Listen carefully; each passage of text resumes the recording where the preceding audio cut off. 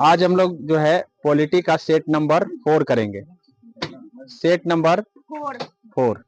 अभी तक हमने सेट नंबर 3 तक आपको बता दिया है और उसका डिस्कशन करा दिया है। यदि आप नहीं देखे हैं तो जाकर के जल्दी से देख लीजिए, क्योंकि ये वीडियो आपके काफी काम का होगा और एग्जाम में कम से कम तो 10 अंक तो जरूर बढ़ ही जाएगा। ये तो क्लियर है कि यदि आप इसको सही से अध्ययन करके जाते हैं तो 10 अंक एक्स्ट्रा आएगा। ठीक है, चलिए आगे बढ़ते हैं हम सवालों की ओर, सेट नंबर 4 की डिस्कशन की ओर। जरूरत की चीजों को बताएंगे, कोई दिक्कत नहीं है। टिक लगा, देखिए हमको आंसर से मतलब नहीं है। आंसर हो सकता है कि इसमें गलती भी दिया हो तो उसको सुधार लेंगे। और दूसरी बात है कि उससे जुड़ी चीजों को याद करना है। मेन चीज आंसर नहीं है। जरूरी नहीं कि हमारा यही प्रश्न आएंगे, जरूरी यह है कि डिस्कशन किया हुआ बातें आ सकते हैं। ठीक है, इसीलिए वो चीज जरूरी है। 1967 तक भारत में किस प्रकार की दलीय व्यवस्था थी, ऐसा बोला है। तो आपको पता है कि 1967 तक कांग्रेस का प्रभुत्व रहा है। तो एकल अधिपत्य उसको कहते हैं, प्रभुत्व कहते हैं, एकल अधिपत्य व्यवस्था था, क्योंकि एक ही दल बार बार जीत रहे थे, इसीलिए हम उसको एकल प्रभुत्व व्यवस्था या एकल अधिपत्यशाली कह सकते हैं। तो क्यों, मतलब आंसर डी होगा। तो ये याद रखने के लिए आपको डिस्कशन से पता चल गया। डिस्कशन का फायदा यही होता है कि चीजों को रिलेट करने आ जाएगा तो याद जल्दी हो जाते हैं। बस यही चीज डिस्कशन का फायदा होता है। चलिए दूसरा समझते हैं। दूसरा नंबर है कि भारतीय राष्ट्रीय कांग्रेस के द्वारा किस प्रकार का समाजवाद को अपनाया गया था। मतलब कांग्रेस ने किस प्रकार के, कहाँ के समाजवाद को अपनाए थे। तो पता है कि ब्रिटेन हमारे यहाँ पहले से ही शासन कर रहे थे, तो उस शासन के दौरान ही समाजवादी शब्द को लाया गया था जवाहरलाल नेहरू के द्वारा। तो स्वाभाविक है कि ब्रिटेन के लोकतांत्रिक समाजवाद को अपनाया गया।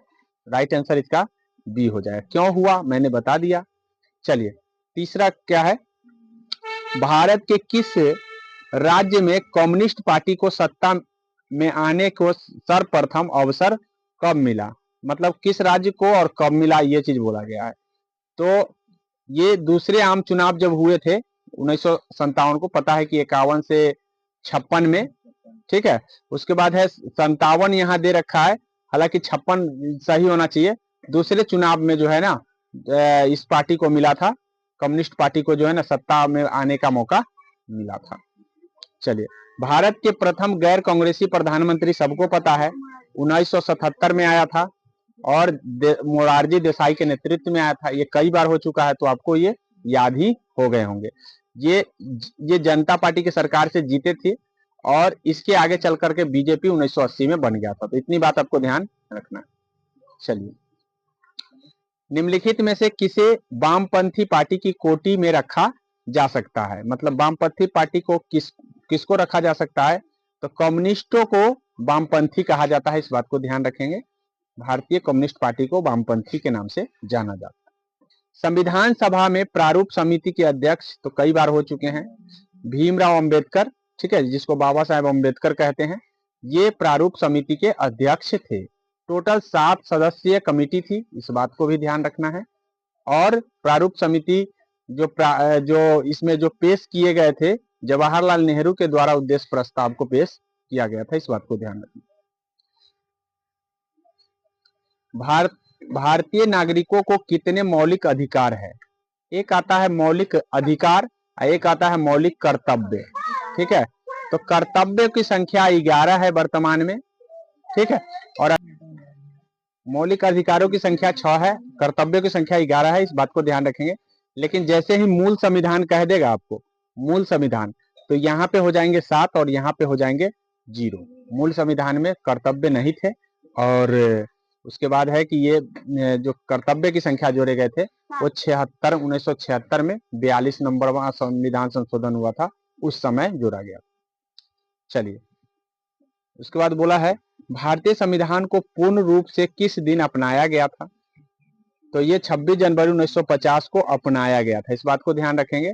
26 नवंबर 1949 को बन के तैयार हुआ और 26 जनवरी 1950 को अपनाया गया।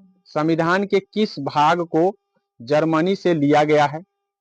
जैसा कि आपको पता है कि हमारे संविधान में अलग अलग जगहों से अलग अलग बातें ली गई हैं। तो किस चीज को जर्मनी से हम लोग सीखे हैं? तो राज्य के नीति निर्देशक तत्व तो आयरलैंड के सिद्धांत से लिए हैं, ये गलत है। ठीक है, मूल अधिकार, मूल कर्तव्य, राष्ट्रपति संकटकालीन यही राइट आंसर डी होगा। ठीक है, यहाँ पे राइट आंसर जो होगा डी होगा। और मूल अधिकार जो है हम लोग अमेरिका के संविधान से सीखे हैं, और मौलिक कर्तव्य जो है ना हमने रूस के संविधान से सीखा है। तो ये सारी चीजें हैं जो आपको याद एक्स्ट्रा फैक्ट में रखना चाहिए, क्योंकि कोई भी बातें आपसे पूछा जा सकता है। तो लिख के याद कीजिएगा तो जल्दी याद हो जाएंगे, और ये कुछ गलतियां सेट में है जो सुधर भी जाएंगे। सेट का डिस्कशन करने का फायदा यही होता है। ठीक है, संविधान के किस भाग में मौलिक अधिकारों का वर्णन है? तो मैं आपको बता चुका हूं कि संविधान के जो है ना भाग 1 की बात करें तो संघ और राज्य क्षेत्र का वर्णन है, भाग 2 की बात करें तो नागरिकता का वर्णन है, और भाग 3 की बात करें तो मौलिक अधिकार का वर्णन है, और भाग 4 की बात करें तो नीति निर्देशक तत्व का वर्णन है, और भाग 4 के क की बात करें तो मौलिक कर्तव्य का वर्णन है। तो इतना बात तो आपको याद रखना ही रखना पड़ेगा, क्योंकि इसी में से कोई ना कोई आएगा। 100% की बात कर रहे हैं, अगर पूछेगा तो इसी में से आएगा। नागरिकता 2, मौलिक अधिकार 3, नीति निर्देशक तत्व 4, और 4 के क में मौलिक कर्तव्य हैं। तो यहाँ अधिकार पूछा है तो राइट आंसर कौन सा होगा? तीसरा यहाँ तस्तीय दे दिया गया है, यहाँ तीसरा होगा। ठीक है, प्रथम में राज्य संघ राज्य क्षेत्र का वर्णन है, चतुर्थ में आपको नीति निर्देशक तत्व। भारत में एकल नागरिकता का विचार किस देश से लिया गया है? तो ये एकल नागरिकता का विचार जो है ना ब्रिटेन के लिया गया है, क्योंकि अमेरिका में दोहरी नागरिकता चलता है, इस बात को ध्यान रखेंगे। ठीक है, एकल नागरिकता का विचार हम लोगों ने ब्रिटेन से सीखा है, इस बात को ध्यान रखेंगे। चलिए, भारत में कितने राज्य में द्विसदनात्मक व्यवस्था है? द्विसदनात्मक बोले तो उच्च सदन और निम्न सदन कितने राज्य में है? तो 6 राज्य में है। 6 राज्य को याद करने का तरीका मैंने बोला, यूपी बिहार एक जगह याद कर लीजिए, तेलंगाना आंध्र प्रदेश एक जगह याद कर लीजिए, 4 को तो ये याद हो जाएगा, और कर्नाटक और महाराष्ट्र ऐसे बहुत सारे ट्रिक हैं। अब ट्रिक जो भी लगता है लगा के याद कीजिए, लेकिन मैंने ऐसे बोल दिया है कि भाई इस तरह से याद करिए। यूपी बिहार तो याद ही रहेंगे, उधर तेलंगाना आंध्र प्रदेश एक जगह है, तो उन दोनों को एक जगह याद रखिए, और उसके बाद इधर महाराष्ट्र और कर्नाटक को याद कर लीजिए। ठीक है, निम्नलिखित में से किस राजनीति पार्टी का उदय इंडिया अगेंस्ट करप्शन आंदोलन से हुआ? मतलब इंडिया अगेंस्ट करप्शन आंदोलन से कौन पार्टी का जो है ना आया है? तो आप पार्टी का है, इस बात को ध्यान रखें। आप आम है कि आप है? चलिए ठीक है, आम ही होना चाहिए, क्योंकि आम पार्टी है, आप पार्टी तो अभी कोई नहीं है। ठीक है, इसलिए आम पार्टी सही होगा। आम पार्टी आपको पता है कि झाड़ू छाप है। चलिए, भारत में पहली महिला राज्यपाल कौन बनी थी? तो मैं पहले भी डिस्कशन कर दिया हूं, सरोजिनी नायडू पहली महिला राष्ट्रपति। अगर पहली महिला कांग्रेस अध्यक्ष पूछेगा तो एनी बेसेंट हो जाएगा। सुचेता कृपलानी पहली महिला मुख्यमंत्री हैं। तो इन सभी बातों को आपको एक जगह याद रखना है। और संयुक्त राष्ट्र संघ में अध्यक्ष बनने वाले पहली महिला विजय लक्ष्मी पंडित है। तो सब में यहाँ सब कोई ना कोई पहली महिला ही है। तो इस सारे बातों को एक जगह याद रखिए, कोई भी पूछा जा सकता है, क्योंकि आपके ऑप्शन में आया हुआ है, तो इसका मतलब आपके किताब का पार्ट है, और ऐसे में कोई भी पूछा जा सकता है। आगे समझ में, यही चीज डिस्कशन का फायदा यही होता है। किस देश का संविधान विश्व का सबसे बड़ा संविधान है? तो हमारे भारत का संविधान लिखित संविधान है और सबसे बड़ा संविधान है। पूछेगा पहला संविधान कौन बनाया था? तो अमेरिका बनाया था, इस बात को भी ध्यान रखेंगे। और संयुक्त राष्ट्र संघ महासंघ की पहली महिला अध्यक्ष कौन बनी थी? तो मैं अभी बताया हूं, पहली महिला अध्यक्ष जो है ना विजया लक्ष्मी पंडित, अभी बता ही दिए हैं और पूछ भी दिया गया, तो इस बातों को ध्यान रखेंगे। राजकुमारी अमृता कौर की बात करें तो पहली महिला मंत्री थी, जो मंत्री बनी थी। और एनी बेसेंट की बात करें तो कांग्रेस की पहली अध्यक्ष महिला बनी थी, तो इस बात को ध्यान रखें। लेकिन पहली महिला भारतीय अगर कांग्रेस का अध्यक्ष पूछेगा तो सरोजिनी नायडू हो जाएगा, इस बात को ध्यान रखिएगा। जैसे ही भारतीय लगा देगा कांग्रेस में तो वो सरोजिनी नायडू आंसर हो जाएगा, इसलिए इस बातों को भी आपको ध्यान रखना पड़ेगा। ठीक है, चलिए आगे क्या है कि भारतीय संविधान का कौन सा भाग संविधान की आत्मा के रूप में जाना जाता है? मतलब संविधान की आत्मा किसको कह रहे हैं? तो प्रस्तावना को संविधान का आत्मा कह रहे हैं। प्रस्तावना की पेश किया कब गया था? तो 13 दिसंबर 1946 को जवाहरलाल नेहरू के द्वारा 46 को पेश किए गए थे तीसरा बैठक में, और स्वीकार भी कर लिया गया था 22 जनवरी 1947 को। तो इस सारे डेट एक जगह याद रख लीजिएगा कि 13 दिसंबर 1946 को प्रस्तावना को जवाहरलाल नेहरू पेश किए थे और 22 जनवरी 1947 को इसको एक्सेप्ट कर लिया गया, और संविधान का आत्मा इसे कहा जाता है। और किसने कहा है मैं पहले भी डिस्कशन कर चुका हूं, अभी ज्यादा डिस्कशन करेंगे तो वीडियो लंबा हो जाएगा, ठीक है। किस प्रधानमंत्री ने मंडल आयोग की सिफारिश को लागू किया? तो बीपी सिंह, ये भी हो चुका है। 103वां संविधान संशोधन प्रदान करता है।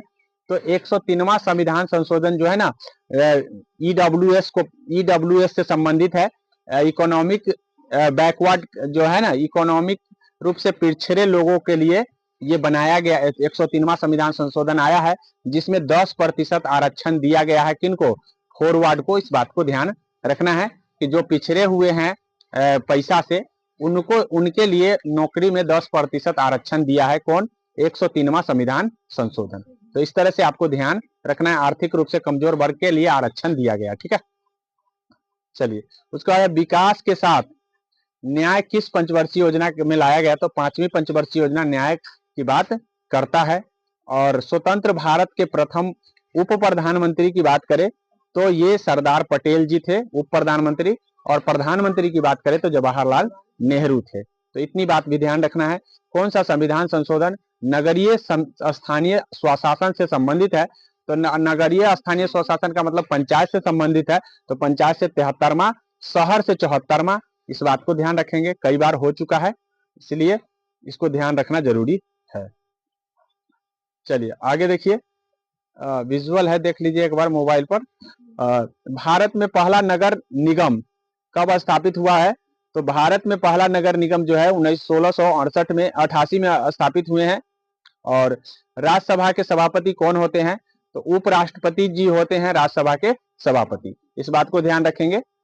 निम्नलिखित में से किसे संसद को संबोधित करने का अधिकार प्राप्त है? तो संसद को संबोधित करने का अधिकार जो है ना, आपको अटॉर्नी जनरल ऑफ इंडिया को प्राप्त है। अटॉर्नी जनरल ऑफ इंडिया को प्राप्त है, ठीक है। इनको संसद को संबोधित करने का अधिकार प्राप्त है, लेकिन संसद में वोट करने का अधिकार इन्हें नहीं है। इस बात को ध्यान रखेंगे।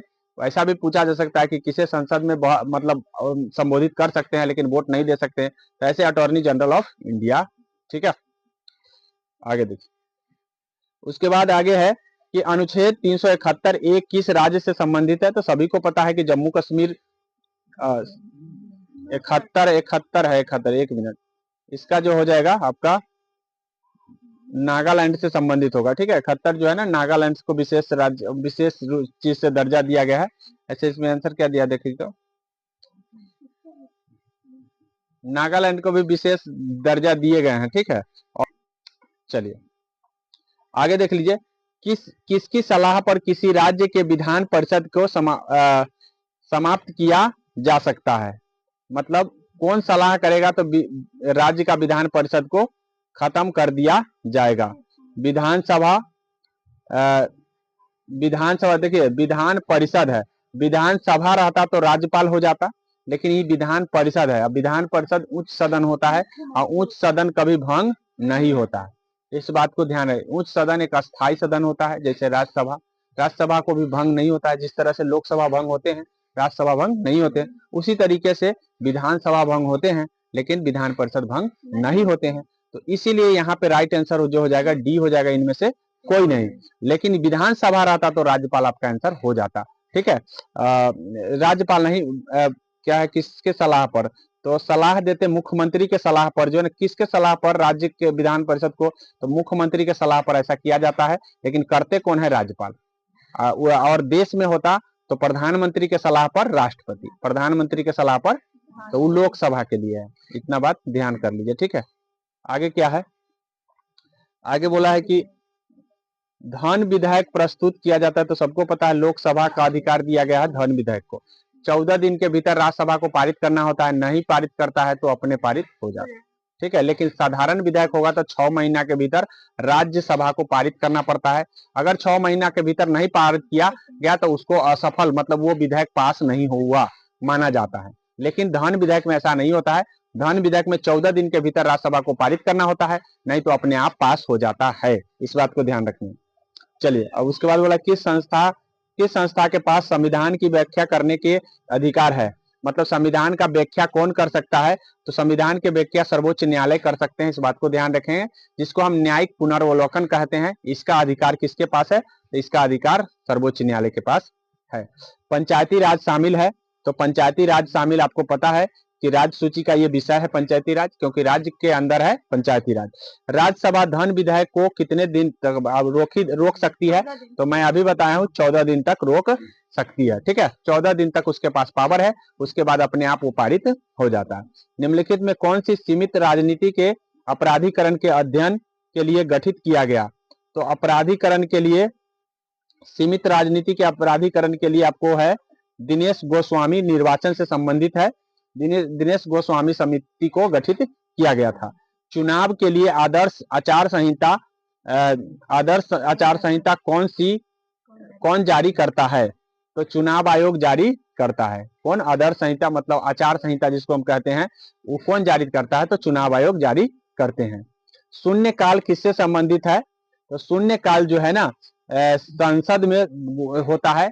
कब होता है, प्रश्न काल के बाद जो है ना शून्य काल आता है। 12 बजे से 1 बजे के बीच में जो काल आता है उसको शून्य काल कहा जाता है। इसमें मौखिक प्रश्न पूछे जाते हैं। राष्ट्रीय मानवाधिकार आयोग की स्थापना, तो ये 1993 में, ठीक है, 1993 के एक्ट के तहत 1993 में ही मानवाधिकार बनाए गए थे। इस बात को ध्यान रखेंगे। पंचायती राज व्यवस्था का सबसे महत्वपूर्ण स्तर कौन सा है, तो पंचायती राज व्यवस्था का जो सबसे महत्वपूर्ण स्तर है वो ग्राम पंचायत है। इस बात को ध्यान रखेंगे।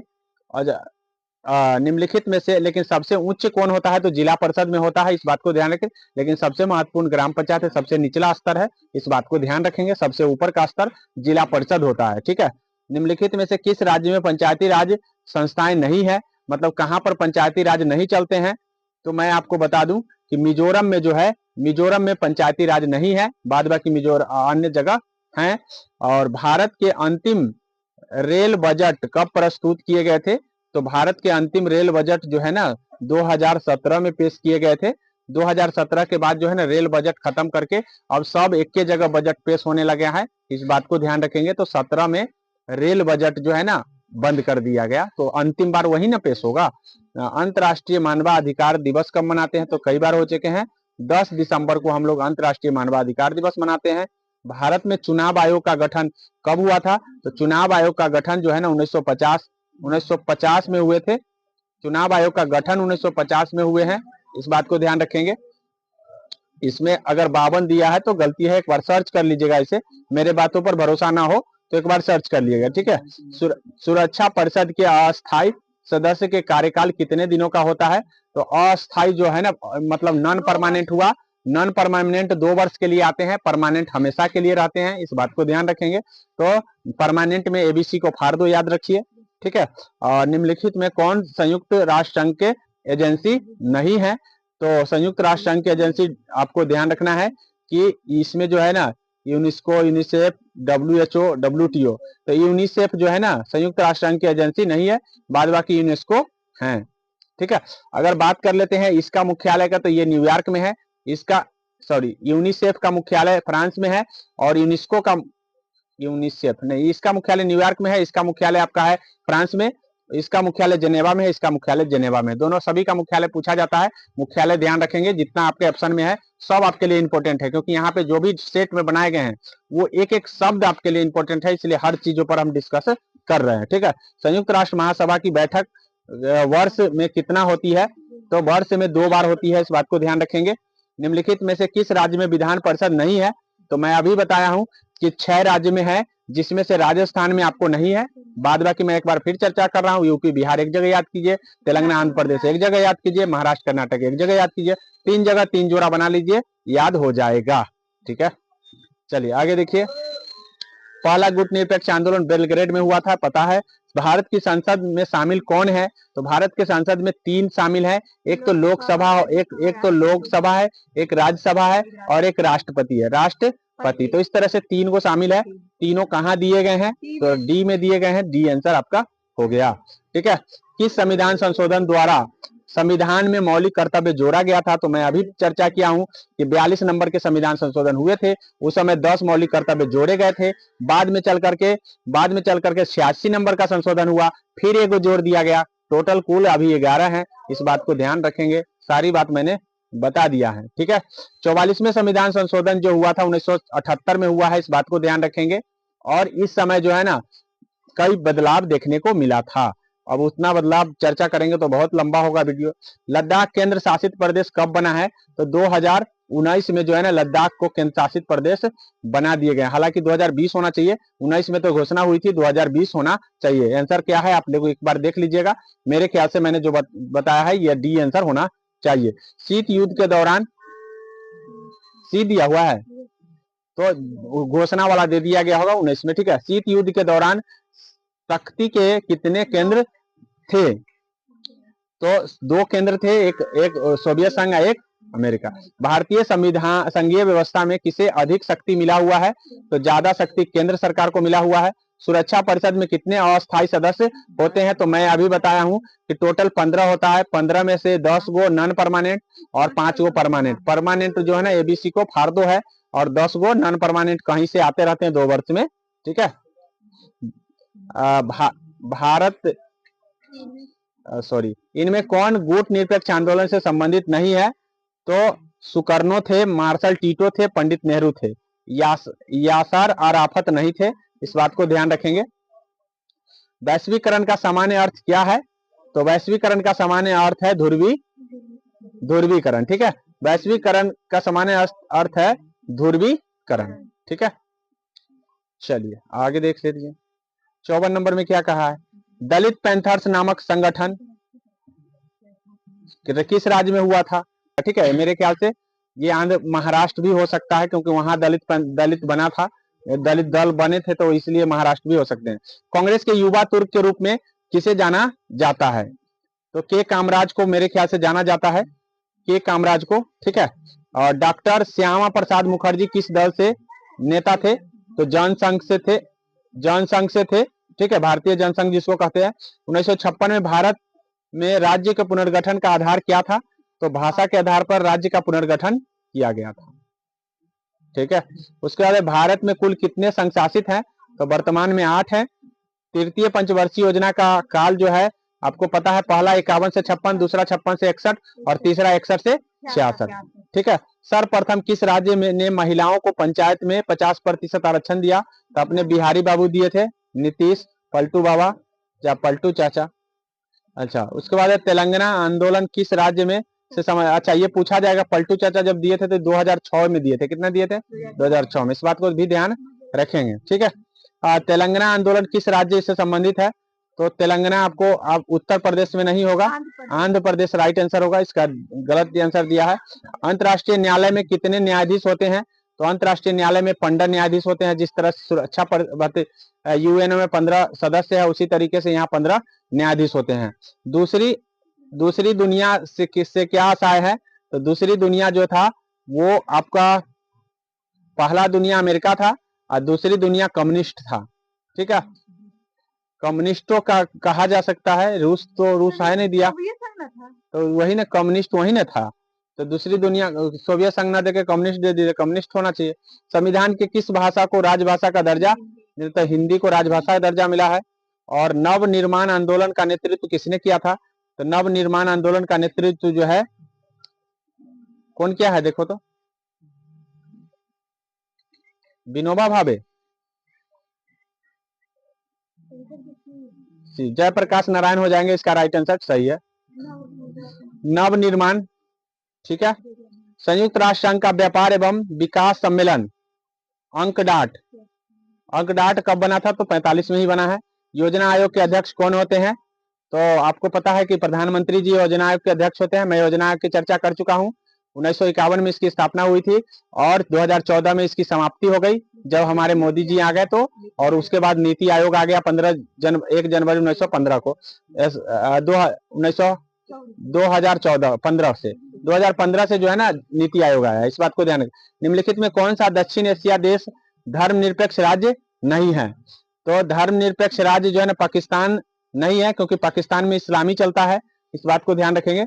निम्नलिखित में कौन सा देश द6 का सदस्य नहीं है? तो द6 का मतलब सार्क का सदस्य कौन नहीं है? तो इसमें जो है चीन जो है ना सार्क का सदस्य नहीं है। भारत है, मालदीव है, भूटान है। आपको ये भी ध्यान रखना है म्यांमार नहीं है। अगर ऑप्शन में म्यांमार आ जाए तो नहीं होगा, ठीक है, इसलिए इस बात को ध्यान रखेंगे। सीमांत गांधी के नाम से खान अब्दुल गफ्फार खान को जाना जाता है, इस बात को ध्यान रखेंगे। जनता पार्टी की किस वर्ष आया था? तो 77 में आया था। भारत देश के विभाजन से कौन से प्रांत प्रभावित हुए थे? तो आपको पता है कि जब भारत विभाजित हुआ था पंजाब और बंगाल दो बटा था, आधा आधा, तो राइट आंसर डी हो जाएगा। पंजाब और बंगाल जो है ना बटे थे। किसने कहा भारत विविधता में एकता का देश है? तो जवाहरलाल नेहरू। जवाहरलाल नेहरू कहने वाले हैं भारत विविधताओं में एकता का देश है। सबसे पहले किस राज्य में राष्ट्रपति शासन लागू हुआ था? तो सबसे पहले जो है आपको पंजाब में लागू हुआ था, इस बात को ध्यान रखेंगे, ठीक है। और इस तरह से आपको अगर पंजाब ना रहे तो केरल आंसर होता है कभी कभी, इस बात को भी ध्यान रखेंगे। यहाँ पंजाब दिया है तो पंजाब इसमें जा होगा, ठीक है। संयुक्त राष्ट्र संघ का मुख्यालय कहाँ अवस्थित है? तो जो है ना संयुक्त राष्ट्र संघ का मुख्यालय न्यूयॉर्क में है, इस बात को ध्यान रखेंगे। अच्छा, उसके बाद है दहेग में भी उच्च जो अंतर्राष्ट्रीय न्यायालय है उसका मुख्यालय है। और जेनेवा में आपको WHO और WTO का मुख्यालय है, इस बात को ध्यान रखेंगे। मुख्य चुनाव आयुक्त का कार्यकाल कितने वर्ष का होता है? तो मुख्य चुनाव आयुक्त का कार्यकाल जो होता है 6 वर्ष या 65 वर्ष, ठीक है। 6 या तो 6 वर्ष पूरा करेंगे या 65 साल उनका उम्र हो जाएगा तो वो रिटायर हो जाएंगे। तो इस तरह से कौन सा दिया हुआ है? जो भी पहले होगा वो आंसर होता है। कांग्रेस के विभाजन हुआ था, तो कांग्रेस का विभाजन जो है एक बार 1960 में भी हुआ था, गरम दल और नरम दल में, लेकिन लास्ट में जो स्वतंत्र हो गया हमारा देश तो उसके बाद 1969 में भी कांग्रेस के विभाजन देखने को मिला है, तो इस बात को ध्यान रखेंगे। भारत में दल बदल विरोधी, जिसको हम दल बदल कानून कहेंगे, ये 1985 में कांग्रेस के 100 साल बनने के बाद 100 साल बाद जो है ना सार्क का भी स्थापना हुआ था, दल बदल भी आया था। अनुसूचित जाति संघ की स्थापना कब हुई थी, किसने की थी? तो अनुसूचित जाति से संबंधित है भीमराव अंबेडकर। मुक्त व्यापार का क्या अर्थ होता है? तो कर मुक्त लेन देन होना, प्रतिबंध मुक्त होना, इच्छा अनुसार व्यापार होना, सब इसमें सही है, ठीक है, सब सही है भाई। कर मुक्त का मतलब ही हो गया, भले मुक्त व्यापार का मतलब ही हो कि कोई कर नहीं लेंगे, कोई प्रतिबंध नहीं लगाएंगे, अपने इच्छा से व्यापार करेंगे, ये सब मुक्त व्यापार की नीति में आते हैं। उसके बाद बोला है भारत के परमाणु शक्ति संपन्न देश की श्रेणी में कब शामिल किया गया? तो भारत परमाणु शक्ति संपन्न जो है ना, आपको ये जो है 2000, इसमें ऑप्शन हमको डाउट लग रहा है, आप एक बार एक सर्च करके देख लीजिएगा, ठीक है। गांधीवादी समाजवाद की क्या देख लीजिएगा एक बार सर्च करके, ठीक है। जो डाउटेबल है उसको हमने बता दिया है कि भाई आप सर्च करके देख लीजिए। 2-4 प्रश्न ऐसे होते हैं जो डाउटेबल होंगे, तो मैं क्लियर अभी नहीं किया हूं, क्लियर कर सकता हूं बाद में, अभी क्लियर मैं तो पहली बार खड़ा हूं तो स्वाभाविक है जितना सामने आ रहा है उतना मैं बता दे रहा हूं, ठीक है।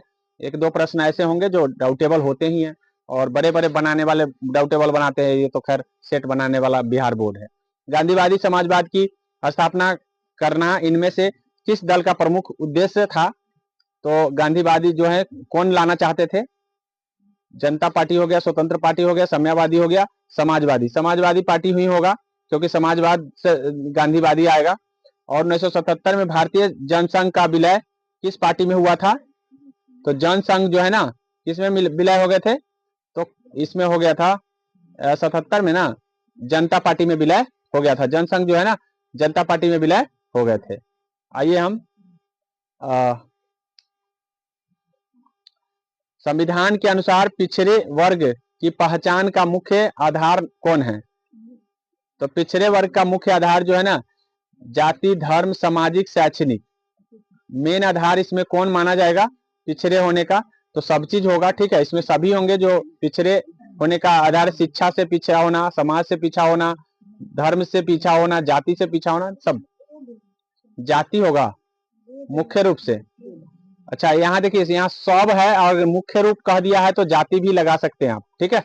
लेकिन यहाँ पे अगर मुख्य नहीं दिया रहता, ये मुख्य नहीं दिया जाता तो इनमें से सब हो जाता। तो यहाँ पे राइट आंसर जो है ना ये ही लिया जा सकता है बोर्ड के द्वारा, या डी भी लिया जा सकता है। कहा नहीं जा सकता, क्योंकि यहाँ पे अगर वो मुख्य को काउंट नहीं करेगा तो डी आंसर मार देगा और नहीं तो ए मार देगा। ठीक है, इस बात को ध्यान रखेंगे। तो ज्यादातर ऑप्शन ए सही होगा क्योंकि मुख्य रूप से पूछा है। उल्फा एक जो है ना भारत का आतंकवादी संगठन है। भारत में हरित क्रांति का जनक एम.एस. स्वामीनाथन है, इस बात को ध्यान रखेंगे। और अगर विश्व में पूछेगा तो नॉर्मन बोरलॉग है, इस बात को ध्यान रखेंगे। नॉर्मन बोरलॉग जो है विश्व में है हरित क्रांति के जनक, लेकिन भारत में पूछेगा तो एम.एस. स्वामीनाथन। ठीक है, उसके बाद भारत के एक धर्मनिरपेक्ष राज्य घोषित किया गया। कब घोषित किया गया? तो धर्मनिरपेक्ष शब्द 42वें संविधान संशोधन के जरिए आया है। तो राइट आंसर हो जाएगा 1976। भारतीय किसान यूनियन की स्थापना, किसान यूनियन की स्थापना किसने करा, कहाँ हुआ था? तो ये कहाँ हुए थे देखो एक बार, बिहार या उत्तर प्रदेश, सॉरी हरियाणा या उत्तर प्रदेश, पंजाब में, पंजाब होगा। ठीक है, इसका राइट आंसर। तारी विरोधी आंदोलन आंध्र प्रदेश में चले थे। और 1951 में कांग्रेस से अलग होकर आचार्य कृपलानी ने किस पार्टी का स्थापना किया? तो आचार्य कृपलानी, डी हो जाएगा, प्रजा सोशलिस्ट पार्टी आचार्य कृपलानी से संबंधित है। निम्नलिखित में कौन एक संवैधानिक संस्था नहीं है, मतलब संविधान में नहीं लिखा हुआ है उसके बारे में? तो ये आपका है नीति आयोग के बारे में। संविधान ये संवैधानिक संस्था नहीं है, इसीलिए तो प्रधानमंत्री जी आए और ला दिए। ठीक है, नहीं तो संवैधानिक होता तो प्रधानमंत्री का दिन नहीं था कि वो ला देते। ठीक है, इसलिए भारतीय, आगे देखिए बाद बाकी अगर बात करें वित्त आयोग, तो वित्त आयोग की चर्चा अनुच्छेद 280 में है, ये पूछा जा सकता है, इस बात को ध्यान रखेंगे। अनुच्छेद 324 में ये आपको चुनाव आयोग की चर्चा है, और संघ लोक सेवा आयोग की चर्चा जो है ना 312 में है। तो ये आपको इंपॉर्टेंट है, इस बात को ध्यान रखेंगे। सारे अनुच्छेद मैंने बता दिया जो कि आपके एग्जाम की दृष्टि से महत्वपूर्ण होगा। चलिए, भारतीय विदेश नीति को के प्रमुख लक्ष्यों के संबंध में निम्न में से कौन सही है? तो बोला है विदेश नीति के बारे में कौन सही है? तो नस्लीय समाप्ति चाहता है भारत, मानव अधिकारों की रक्षा चाहता है भारत, उपनिवेशवाद का विरोध करता है भारत। सब सही है इसमें। ठीक है, इसमें सब सही है। भारतीय विदेश नीति के निर्माता के रूप में किसे जाना जाता है? तो विदेश नीति के निर्माता के रूप में आपको यहाँ पे जवाहरलाल नेहरू ही हो सकते हैं। पंडित नेहरू, वही तो हम भी तो वही कह रहे हैं, जवाहरलाल नेहरू ही हो सकते हैं। ठीक है, और जस्टिस पार्टी किस राज्य से संबंधित है? तो जस्टिस पार्टी का संबंध किससे है बताइए? जस्टिस पार्टी, जस्टिस पार्टी नहीं दिया है।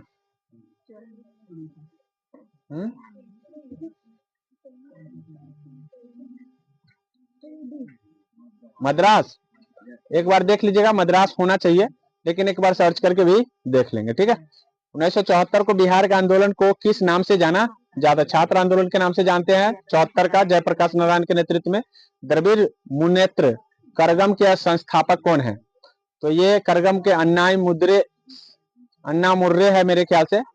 ठीक है, अन्ना दुर्रे, ये द्रविड़ करगम के संस्थापक तमिलनाडु के मेरे ख्याल से ये व्यक्ति हैं। क्षेत्रीय असंतुलन के फलस्वरूप किस राज्य का गठन किया गया? मतलब क्षेत्र में असंतुलन आया, तो यहाँ पे तो हमारे ख्याल से मिजोरम और नागालैंड दोनों होने चाहिए। ठीक है, दोनों ही क्षेत्रीय असंतुलन के कारण गठित हुआ है। नर्मदा घाटी परियोजना से प्रभावित होने वाले राज्य कौन है? तो नर्मदा घाटी परियोजना जो है ना आपका मध्य प्रदेश, राजस्थान और गुजरात। मध्य प्रदेश, राजस्थान और गुजरात। नर्मदा घाटी देख लीजिए, महाराष्ट्र है, राजस्थान नहीं है। नर्मदा, नर्मदा कहाँ से, एक बार देख लीजिएगा। ठीक है, महाराष्ट्र भी हो सकता है क्योंकि उधर से ही जा रहा है नर्मदा नदी। और लास्ट आपका 2 प्रश्न बच गए हैं। भारत में नई आर्थिक नीति 1991 में ही आया है, और मंडल आयोग के अध्यक्ष जो है ना बीपी मंडल ही है। ठीक है, बीपी मंडल, बीपी सिंह, बीपी मंडल थे।